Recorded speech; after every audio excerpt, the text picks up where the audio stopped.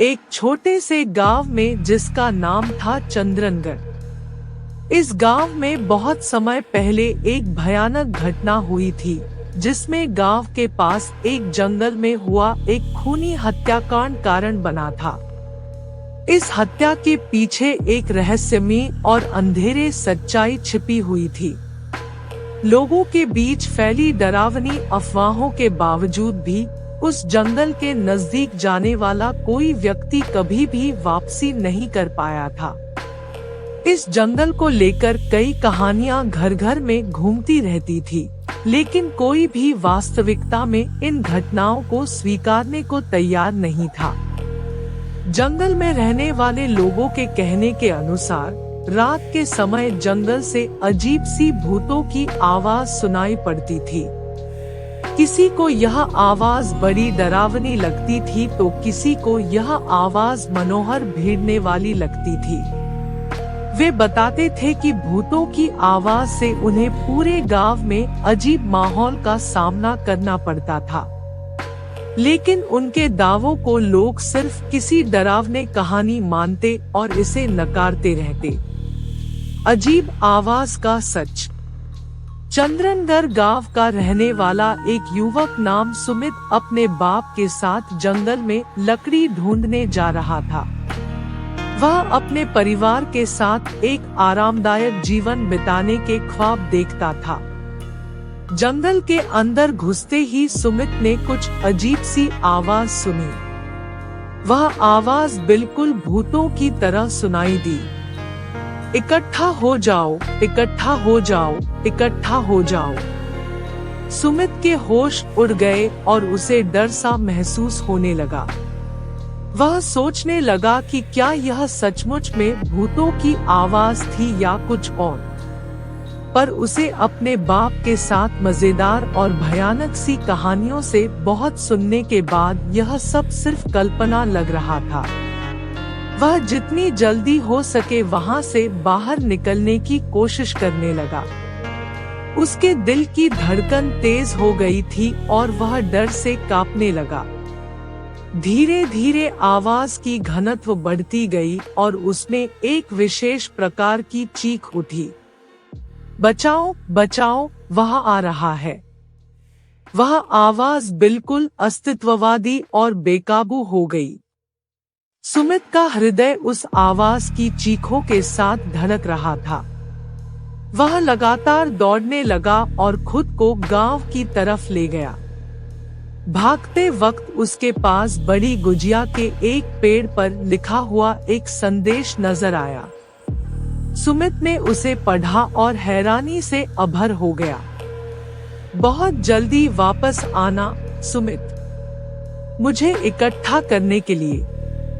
रहस्यमय गुजिया का सच। सुमित को वापस जंगल जाने का साहस नहीं हुआ। उसे उस आवाज के साथ जुड़ी घटना को समझ नहीं आया था। उसके मन में बहुत सारे प्रश्न थे और उसे उनके जवाब चाहिए थे। उसे उस गुजिया पर लिखे संदेश का अर्थ समझ में नहीं आया। उसे अपने बाप से भी डर था और उसे इकट्ठा करने का काम करना था, लेकिन वह नहीं जानता था कि वह ऐसा कैसे करेगा। उसी रात सुमित को एक विचित्र सपना आया। उसमें एक रहस्यमय गुजिया और भूतों की भयानक आवाज से भरी हुई जंगल दिखाई दी।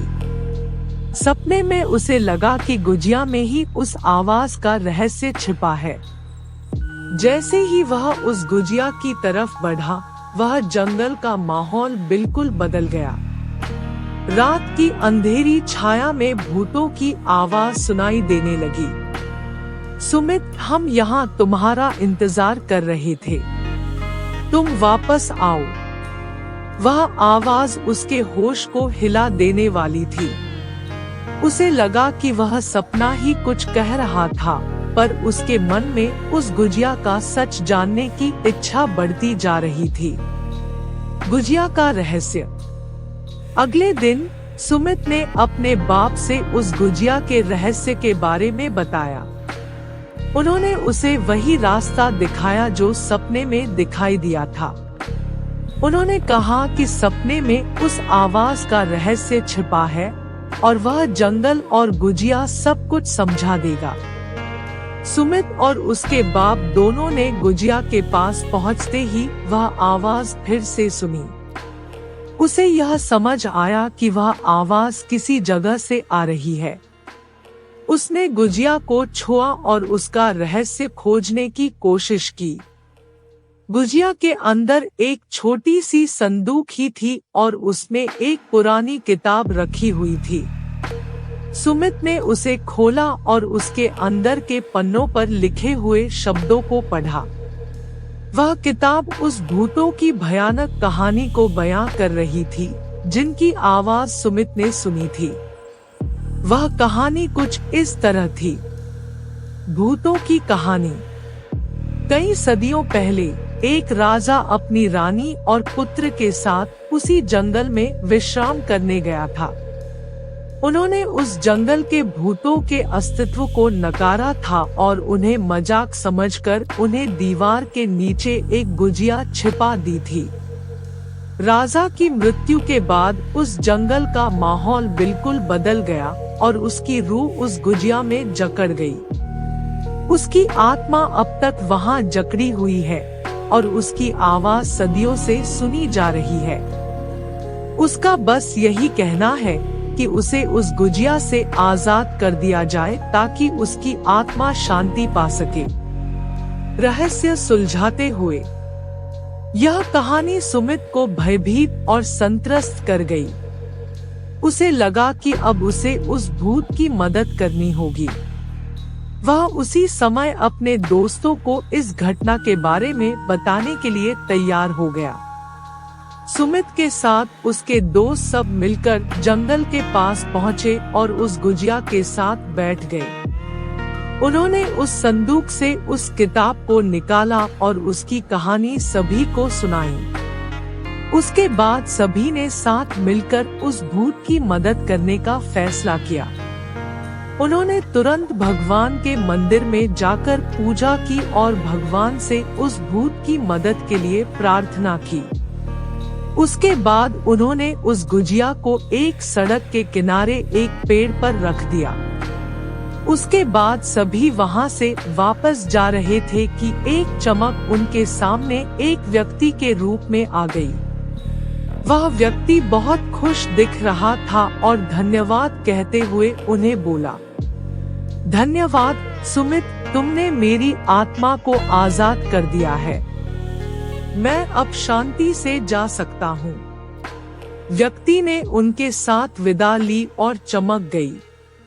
सभी ने एक दूसरे को देखते हुए यह अनुभव किया कि उस जंगल की भूतों की आवाज का रहस्य आखिरी तक सुलझ गया और भूतों के रहस्यमयी जगत का पर्दाफाश हो गया। चंद्रनगढ़ गांव में उस दिन से भूतों की आवाज के साथ कुछ भी अजीब नहीं होता था। लोग अब उन्हें भूतों का खात्मा मान बैठे थे और उन्हें वह गुजिया भयानक अनुभव की याद नहीं आती थी। उन्होंने एक दूसरे के साथ खुशियों और मनोहर यादों को बनाए रखना शुरू कर दिया था।